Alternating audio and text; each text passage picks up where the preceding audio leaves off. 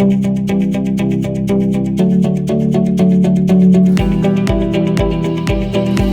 listening to In Sumter with Sarah Jane, a show about celebrating Sumter, a part of the Item Podcast Network, presented by SKF.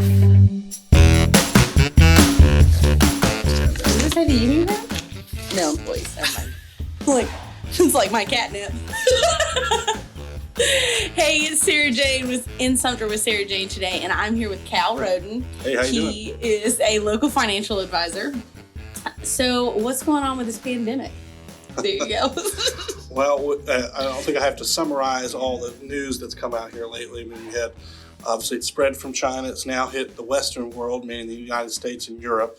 We've now entered a new phase, which, as I've seen, many of you have seen on the news, seen the president, where we're starting to shut down the economy to best combat this. And I think those are good moves, but we do need to do that because we don't want to have, something like where we have many deaths or many infections and we can't control it. So we do need to probably abide by the federal regulations and guidelines and avoid a lot of contact with large groups.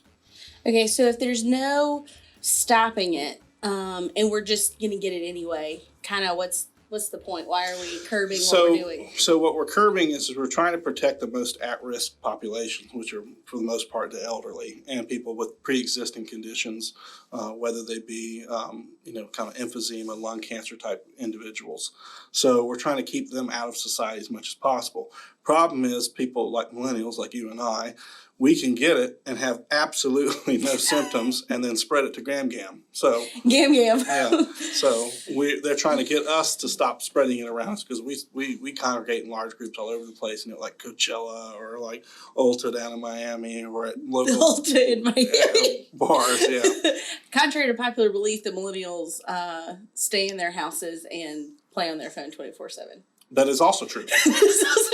This virus could be the greatest conspiracy by Netflix, Disney Plus, and your local computer company ever. But I highly doubt that. That was just a joke. Well, I think something for me is follow the money. So I don't see the financial benefit in shutting everything down. Oh yes, it'll be very damaging financially. But right now, the government is at risk mode. We're saying we cannot risk the population. We will risk the financials.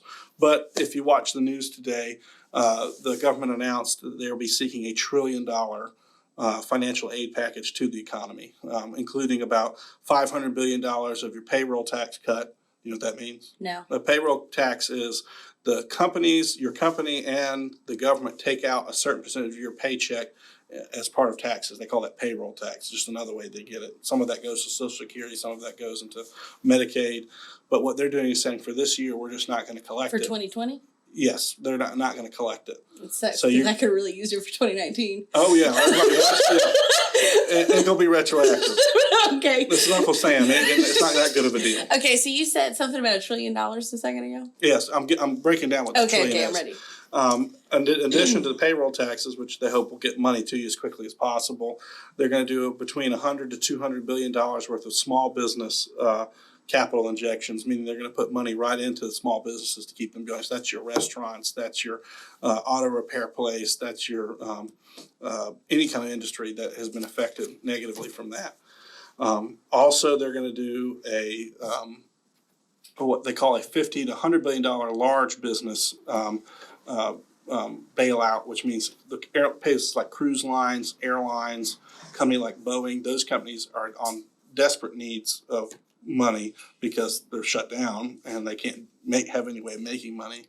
So they're going to give them money to keep them going as soon as possible. And that's kind of your roundabout. Also, they're talking about giving every American at certain income levels cash, direct cash. They're going to give them between $1,000 and $2,000 right out of the federal government into your bank account to try to keep you and families from starving or be able to go out and purchase food and everything in the short term. Right. That was a lot of information all at one time. Yeah. So back to small loan injections. Mm-hmm. And then immediately after that, you said large business bailouts. So in 2008, the last craziness that we went through, mm-hmm. So GMC took a big bailout. Is this right? Is this Basically in 2008, what Mhm. happened in large companies is that our banking system failed. Yes. Right? And all our large companies were tied to our banking system because they all loaned money to keep operations going. But because and they all went and most of them, they all got caught with their hand in the cookie jar, basically, every single company. And now this time is different. Our companies do not have, our banks do not have a banking problem. They are well capitalized, meaning they got money in the bank. That's not the issue. The issue is that companies that rely on the consumer. So you and me, I mean, we go to Target, we're going to Walmart. Ulta in Miami. Ulta's Festival in Miami. Okay. Going to a Red Sox game, that kind of thing. Those kind of people, they're going to need money because they rely on the consumer to make their money. So we've got cash. We're spending cash. Me at the house, I've got 10 different TV watching subscriptions, and all of a sudden I have no more money coming in. I stop with my subscriptions, and those big companies are like, "Ooh, now we have no money. Now our employees have no money," and so the government's stepping in saying, "Here is this money." Yeah, they're going to backstop basically everybody. They're going to say companies keep paying your people. They're going to say companies that can't pay their people, we're giving you money to pay your people, and then people who need money on top of all of that, here's some money too. Well, So should I ask the question of where are they getting their money from, or is that too far, too much? No, I mean the government can appropriate as much money as they want. I mean, we have our national debt's over 20 trillion. I'm just going to add another trillion on top of it. Cool. And the Treasury and the banking departments can basically create the money then to give out to everybody. Okay. And you said something a second ago that I was going to come back and ask a question, but I didn't write it down. Sure. It was, we're talking about Netflix and backstopping things and people having, so 2008 when it was a problem and everybody had their hand in the cookie jar and the housing market crashed. I think people still today, The Big Short I've watched and seen. So Great movie. Great movie. I think it's fairly accurate. Would you agree? Very accurate. Okay, very accurate. For people that haven't seen it, a little synopsis of why that mattered. The Big Short as a movie or Not The Big Short as the movie, but why was the housing market such a big part of the last recession? Okay, so what they did in the early and late 90s is they decided across America, especially with the government, that every American needed a house, whether he could afford one or not. It was the American dream to own a home. So what the government said is, banks, make it easier for people to own a home. And the banks were like, well, okay, but if we give all this money to people who really can't afford it, we want to at least make some money too. So they had already established many years ago what they called all those different tranches and everything, mortgage-backed security. So they would take loans and they would package them together, that were predominantly mortgages, and then sell them as a security, just like a stock or a bond, and then those would give a return based upon the inside loans. The bank said, we can make money. But then all of a sudden, the banks kept giving all these crap mortgages out. They weren't even looking at people, if they had the credit, if they had, now if you go to a house, correct me if I'm wrong, Sarah, you got to have a certain credit score, you got to be able to put money down. Right. First time home buyers have a little bit different rules, but you got to really establish that you can afford to pay the payments at the end of the day. Right. Back then, I remember I lived in South Florida, which was literal ground zero for it. They were offering loans, no credit, no problem, right? Come down and get a home. Like a car. Yeah. But this was for a home, right? Yeah. So they were coming down there. In South Florida, I'm sure it wasn't cheap. No, it wasn't cheap at all. And so the home prices kept going way up. And so the housing market's going up and people are buying houses and they're taking these loans that they're not asking about and they're buying 3, 4, 5 houses, right? And trying to flip them, house flippers, right? Right. And then sell them for a profit. Well, because now you have, all of these people who can afford to buy a house, Artificially. but you still only have so many houses. Exactly. And so maybe that's what drives the price. Drove the price up way up. And so then push comes to shove, we have all these mortgage-backed securities that the banks are selling all over, trillions and trillions of dollars. Countries are buying them, places are buying them. And then all of a sudden, these loans that we got people in where no interest, nothing, they started having to pay interest. And then all these people started defaulting across the board, right? Boom, boom, boom, boom, boom, like dominoes.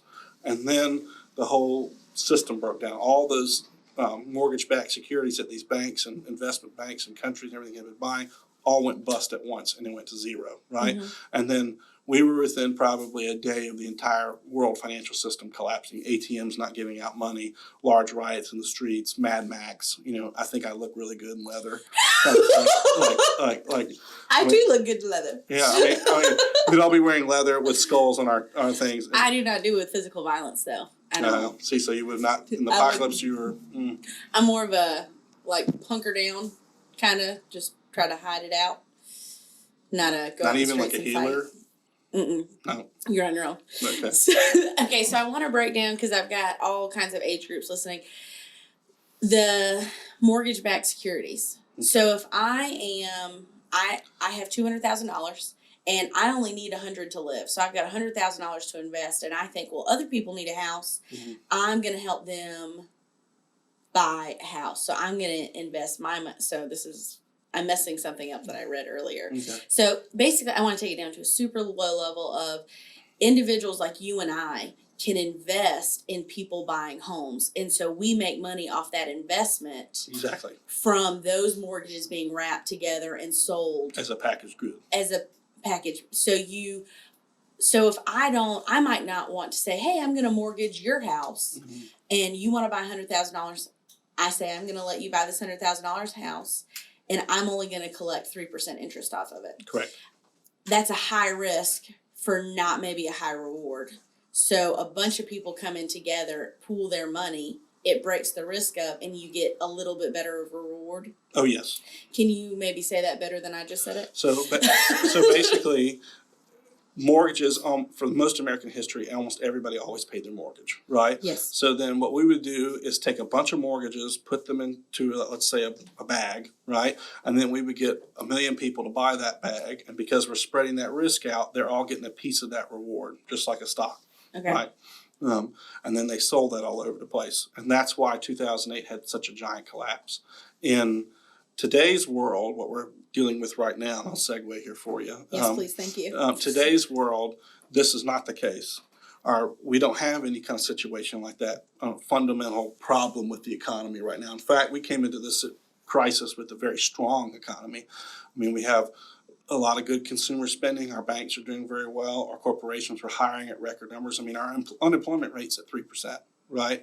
And then this crisis hits, and then all of a sudden we are starting to have a downturn with the stock market because it doesn't know how to react. You're having all our businesses having to shut down at once. So it's a very temporary kind of just stop the system. Think of it like a train, right? Our economy is like a train. It's just choo-chooing along, right? And typically, when you see a train stop, how does it stop? It takes a long time. Yes, right. So it takes a long time to kind of slow down and come into the station. Now our economy never is going to stop because people are going to go there. But what we've done with this reaction to it, and the right reaction, we've just pulled the e-brake on the train, right? And it's going, like when it's coming in the station. So all that noise and everything, you're seeing markets go down, you're seeing everything like that. But when that e-brake is released, which it will be eventually, the market will, and not just the stock market, but all your businesses and everything. I mean, come on. If you and I are cooped up in a house, or anybody I know, and I have to stay there for 2 weeks and I can't see friends and everything, once that's released, I'm going out and I'm going to go out on town, right? Yeah. As everybody is. That was a really good example. I like the train example. Thank you. Absolutely. Have you been saying that on the phone all day today? No. No? Okay. What have you been talking about on the phone today as a local financial advisor? Well, there's really 5 keys to navigating pullback successfully in the market on our end. And if you give me a second, I'll read them to you. So the first thing is you got to avoid the temptation to panic. And I know that's the hardest thing, right? Yeah. Panic is tough because you don't know what the future is. Only God knows the future, we don't, right? And this pullback, just like those before it, just like the one we just discussed, 2008, won't last forever. In fact, they actually last very short periods of time. You'll want to be invested when the rebound takes shape too. So you don't want to sell out, you don't want to hold on. You want to hold on, or you want to add, because when it comes, it's going to come, that rebound. And secondly is to measure your progress against your goals, right?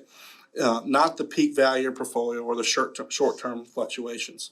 If your goals haven't changed, meaning that whatever your goal is for retirement, if those things haven't changed, or investing in general, then your strategy to achieve that goal shouldn't change either. So if you're saying, I want to make as much as I can, I got everything in, right, then you shouldn't change that type of allocation, right, in your portfolio.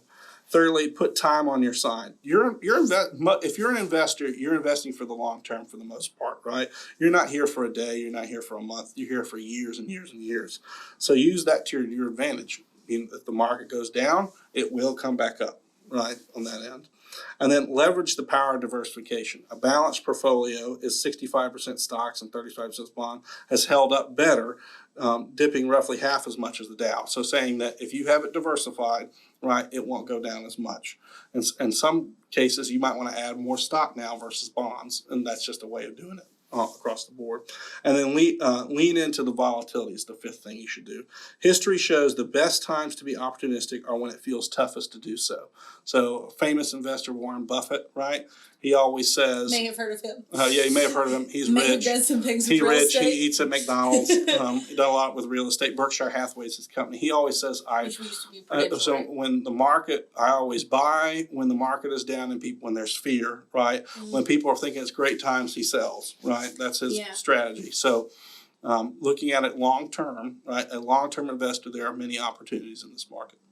I think did I interrupt? No, you're good. What I'm hearing throughout all of this, the brave thing to do is to do nothing. Not just with this, but even going out and being with people. It's very counterintuitive. I come from a blue collar family. It's like when things get rough or something's happening, like you go to work. Mm-hmm. Like that's the one constant. Like you just go to work and do. And to just sit down and just not do anything and just kind of wait has been very difficult, but it's brave. It is the brave things to do. Yeah, doing nothing or holding on or attempt are not natural human responses. We think that change in anything in life, I need to change something now, I need to do something now.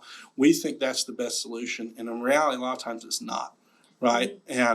And I mean, and it's not just with just the market, it's just what you're saying with the illness, it's with life in general. That courage to do nothing or to hold or to do the opposite of what your reaction would be is a tough decision, but if you make it, you get rewarded. I like that a lot. And I think just with this illness, with the financial troubles that we're looking at that sound like they're going to pan out, it's going to be okay. Just like the illness, it's going to be okay.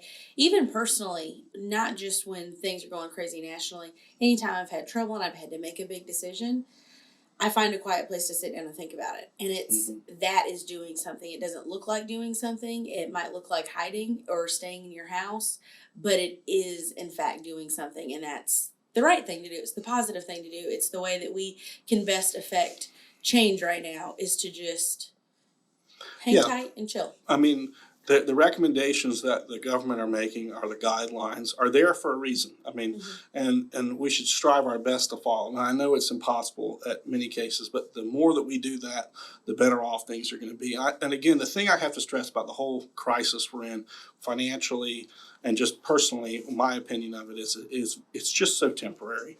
I mean, you look back at it and you laugh about it later, right? And whatever, it seems like there's no end to that tunnel, but there is. Trust me, with this stuff like this has happened so many times in history. I mean, the last time we had a pandemic of this scale in the United States would be the Spanish flu, right? Which was when? Which was in 1920. It's funny, it's almost 100 years from now, right? It's like an anniversary of the Spanish flu, and that's a funny way to celebrate. I don't know if that's ominous or whatever. That flu was spread primarily through World War I. To give you a little background on that, they actually think the flu originated in China. The French had imported Chinese workers to help rebuild France post-World War I and during World War I, and they have spread it throughout France. And when those troops went home after the war was over, right, we had American troops in France, you had British troops in France, you had African troops in France, everybody, and the Germans and everybody, they were fighting each other, in the Great World War I. And when the war ended, everybody was there. And when World War I ended in 1919, all those troops, what'd they do? They came home. They came home, and a lot of them probably contracted the disease somewhere, and it was a flu, so it spread rapidly, and they just spread it all over the world. Now, worldwide, 20 million people died of that flu. Yeah. Actually, more people than died in the war, which was the worst war in history. Now, granted, one of the reasons they died back then is because they had terrible hygiene, horrible living conditions in many places in the world. They had a medical system that quite didn't understand infections as well. I mean, some places they actually thought to starve the fever, meaning they would, if you had a fever, they would literally give you no water or food, and then you would just die of those things instead of actually the disease. But complications with complications. treatment. And remember back then too, we didn't have antibiotics as well. So I mean, antibiotics come around in the 1930s. So if you could actually get related diseases and die of them.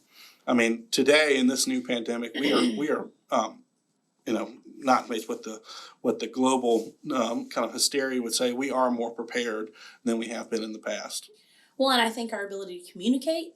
I mean, there was no mass media that they could just spread and like, hey, don't do this. Stay home and try not to spread it. If you know somebody's had a fever for 3 days, maybe don't hug them. They didn't.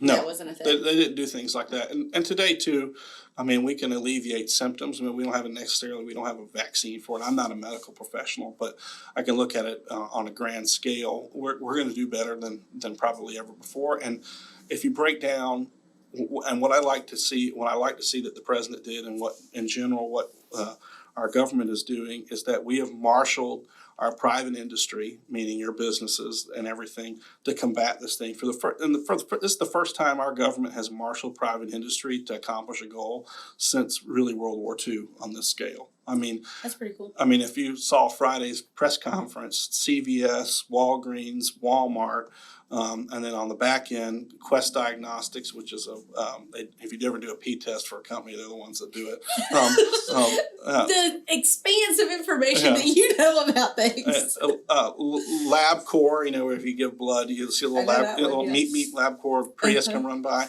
There are two companies.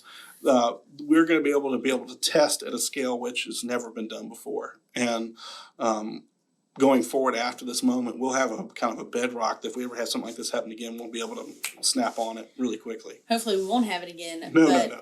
I'm saying if we ever had a situation. We're prepared.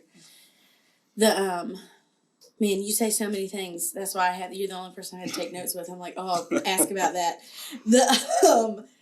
It brings me back to federal rate is 0. Yes. So people have been calling me asking if the mortgage rate will now be 0. No. Spoiler alert, no, it's not going to be. But what does that mean effectively for real estate, but also like what you're doing? Okay, so a government lowering interest rates to 0 is trying to do one thing. It's trying to provide what they call liquidity into the financial markets, meaning they want the banks. So our Federal Reserve, the way we set it up, is that our banks, all their money is from there. That's where the money comes from. And they go there and they loan money from the Federal Reserve. They don't have to pay the Federal Reserve any interest right now. So they're saying, and that means the government wants the banks to loan it out, right? So you'll see the corporations, people, first of all, your big companies are going to loan money for their future products. So for instance, if I was, let's say a local company here, Beckman Dickinson, I wanted to build another plant, I have to loan money to it because I'm not going to keep that much cash around. But now I can go around, I can loan that money on a really great rate from local bank, let's say Synovus. They're offering me a really lower interest rate, probably lower than someone could get for a house. And I'm going to go build a new plant somewhere. Then they're going to hire new people to work in that plant. That's going to provide jobs and everything like that. That's what the government wants. On the residential side, right, meaning your local homes, the government does want people to go out and buy houses, right? Because that helps the economy. And so right now, if I was to look at the national picture, residential real estate is still below its historical average nationwide. Now in your coastal regions like Florida, South Carolina being one of them now, where it's warm, the rates have been higher than nationally. But now we'll probably start to see a pickup in residential real estate buying. And I would say now probably is a good time to take advantage of that. We've seen several houses go under contract over the weekend. Just a little spike, and I follow a bunch of people nationally, and everyone across the board has seen a spike since Friday of things just going under contract. For a while, people were slow to a decision and pulling a trigger, and it felt like over the weekend people were like, yep, I like this one, it's close enough. Well, I think that most people, including our age people, the most formative economic thing in their lifetime was the 2008 recession. So there, since 2008, people have been less to buy cars than they were beforehand. They've been less to buy houses than they were beforehand, because there's a little bit of like reservation, saying, hey, I don't know if I want to get in that position when I saw all those bad things. But note that this is different than that before. That what caused that problem, as I just want to reiterate one more time, what caused that problem was just greed, right? And they're not saying that greed has been eliminated in America, but we put a lot of red tape around it. Yeah, by no means, but we did put a lot of red tape. And this situation, I'm not a realtor and I can't give you advice on buying a house, but I'm going to say that it is a good, attractive opportunity in interest rates now. And I would say that the real estate market, I don't know, and you know more than I do, is this a good seller's market? And it's a good time. Yeah, it's a good time to sell. People who are coming here still have to come here, so people still have a need to buy a house. So, and just to play on the emotion of it, because real estate brings into emotion, I think, more than really any other investment does. So when you buy and sell a house, you don't buy and sell a house purely because of money, unless you're flipping or something else. Even after you flip a couple, it does not, it's still a little bit about something besides money. You buy and sell because of your situation, your family, your job, all of these other things. So I hate to be one of those people that it's always a good time to buy and sell, because that's always happening, and you buy in the market that you sell in.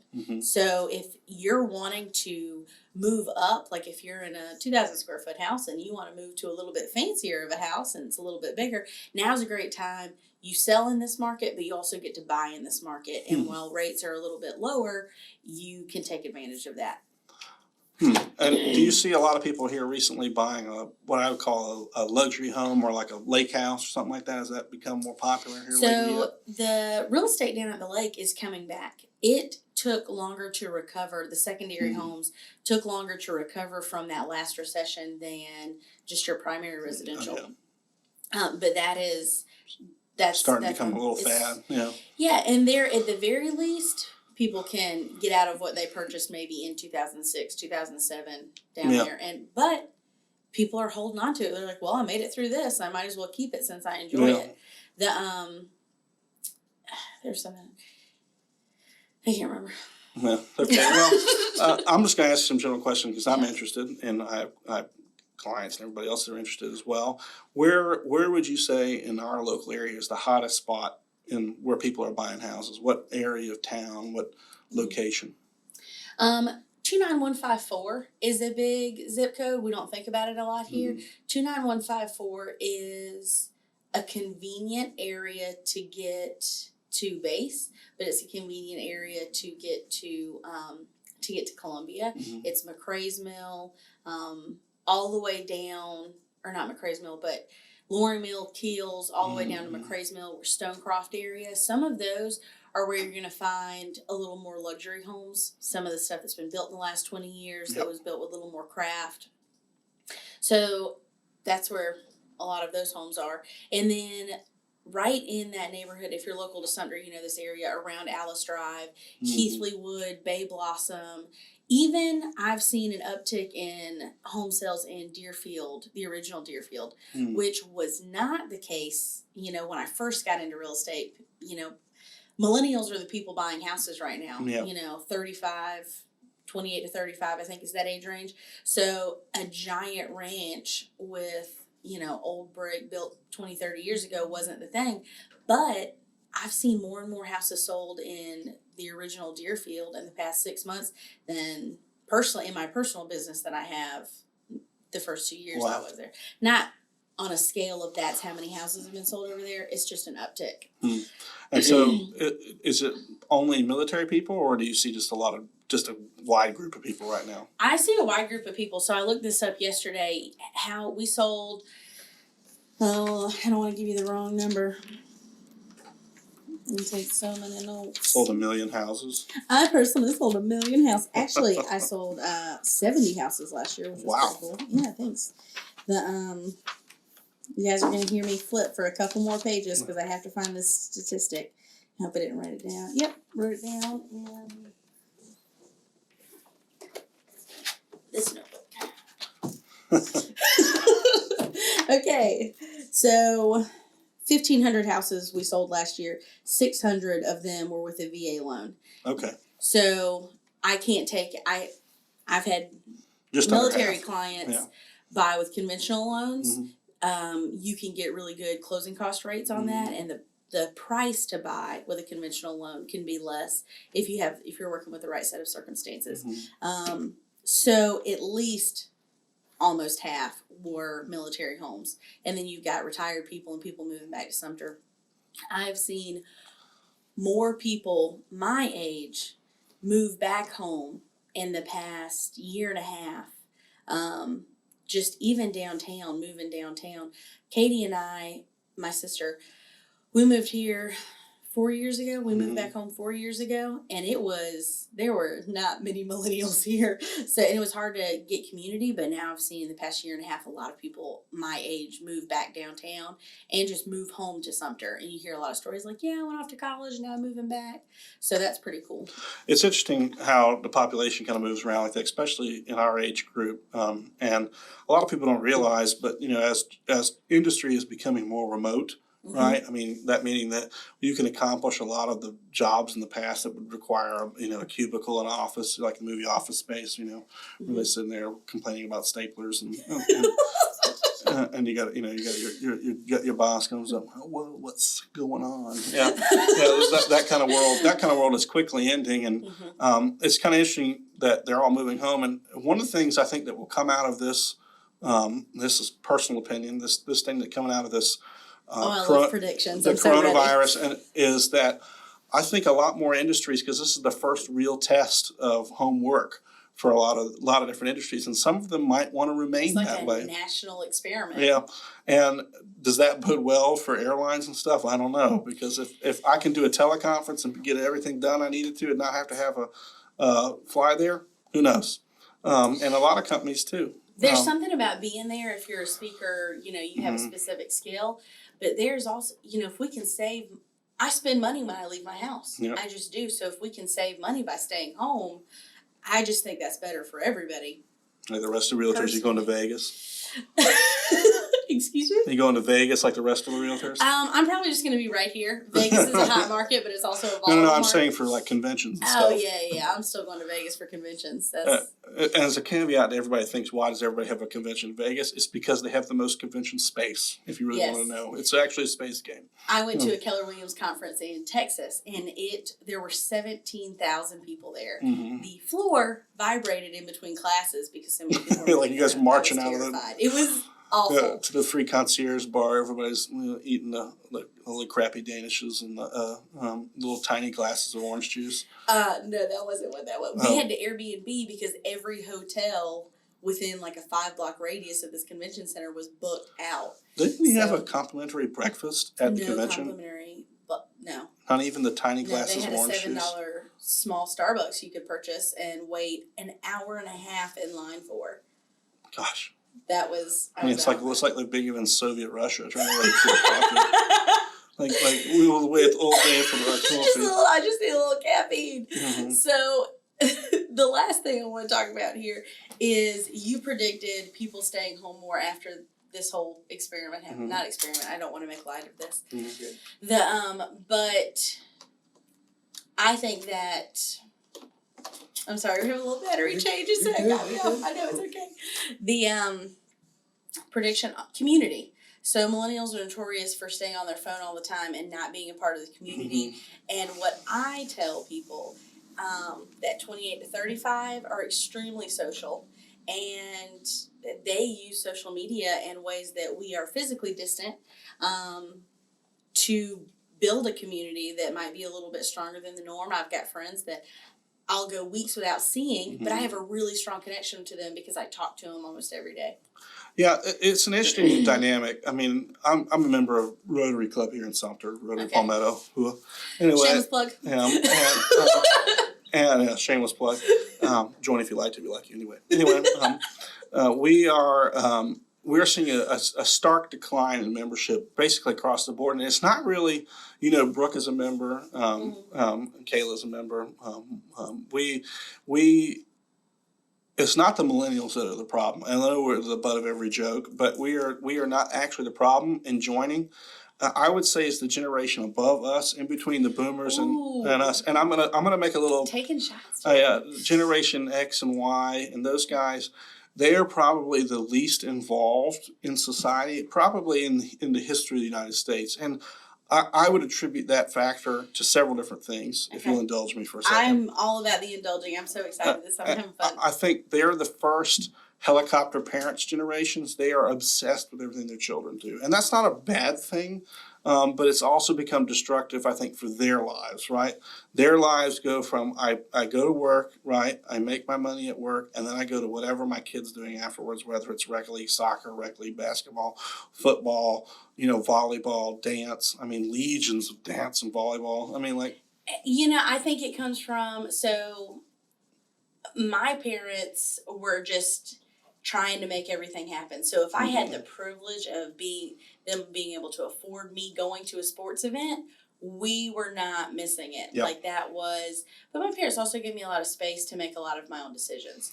But there's a lot of, it's not really a criticism, it's just more of a fact that those people do not join the civic clubs. They are not involved in a lot of their community stuff.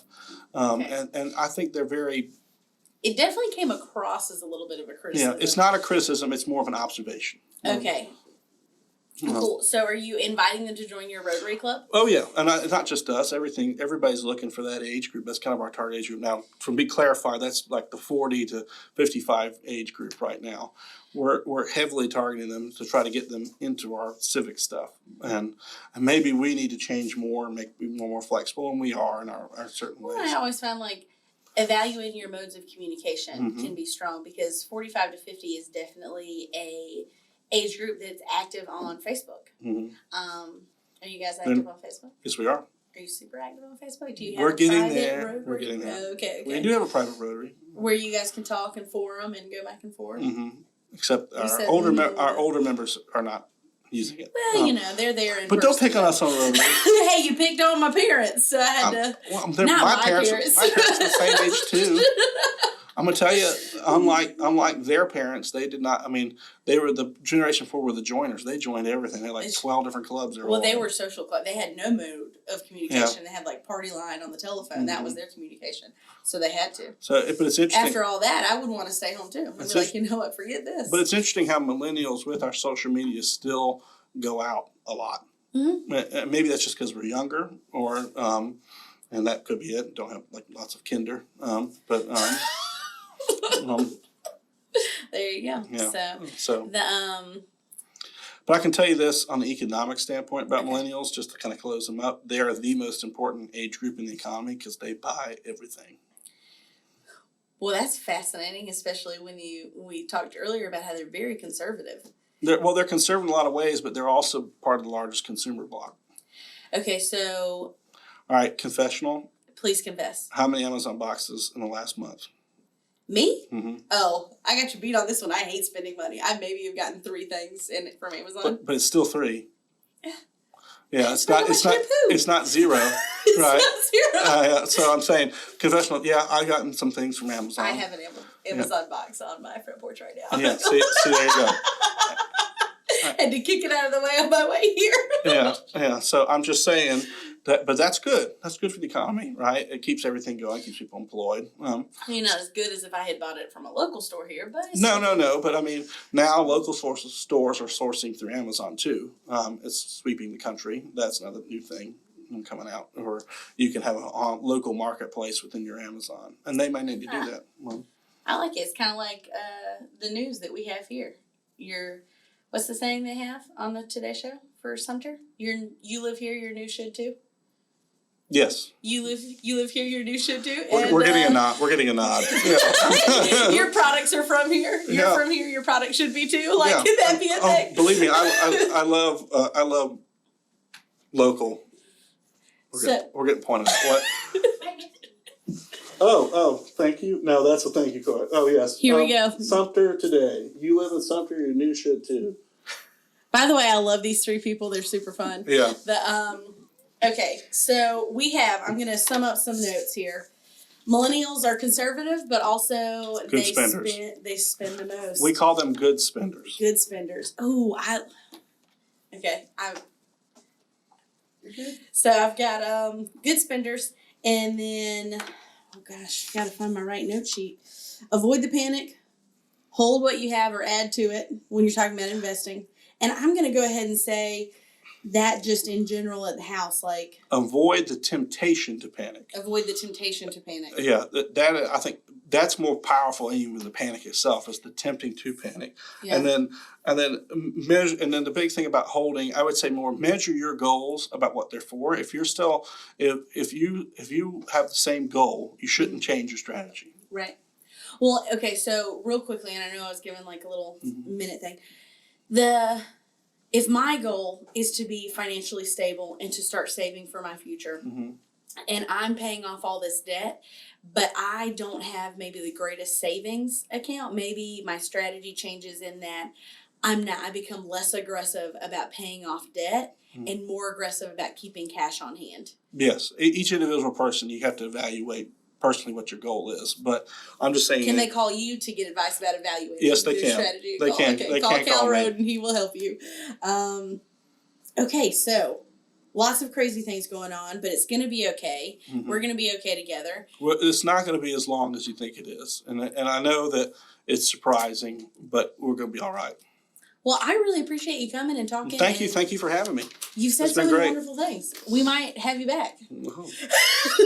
Well, I'm flattered. All right. Thank you, Sumter, so much for tuning in. Share this video. It would mean a lot to us, especially it's got some really good information just about our economy and what's going on with COVID. And I think we're going to do another video at a different time about COVID-19. We love you. If you're on Instagram and social media, we would love for you to use the hashtags In Sumter, hashtag Surprisingly Sumter. You had one? No, I don't have another one, but I'm saying, yeah, like us on Facebook and Instagram. Yes, me too. Sumter Real. Follow us. And then hashtag Sumter COVID-19 if you've got something important to say, but also if you just have something funny, because we're all trapped in our houses and we would love to follow those hashtags and just have a good time together. Do we have a snap tag? Do we have a snap? I don't know what a snap tag is. Or like the snap thing? Snapchat? Yeah, like Chat that. snap? Yeah, whatever. All right, talk to you soon. Thanks. Talk to you later. Cool. Oh, we're not supposed to be touching right now. God, we spoke like 20 minutes.